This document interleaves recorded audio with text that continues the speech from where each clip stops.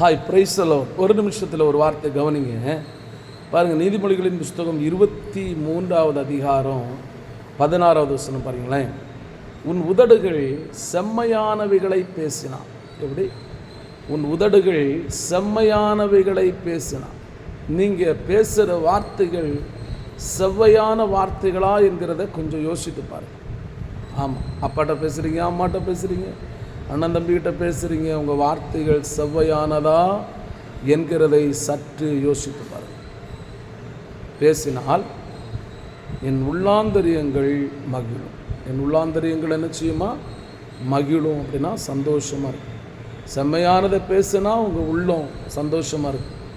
பொல்லாத காரியத்தை, வீணான காரியங்களை பேசுனீங்கன்னா உங்கள் இருதயத்துக்கு நீங்களே வேதனையை கொண்டு வர்றீங்க. சரியா? அதனால் பொல்லாத காரியங்களை பேசாதீங்க, செவ்வையானதை பேசுங்க. கர்த்தர் உங்களை ஆசீர்வதிப்பார்.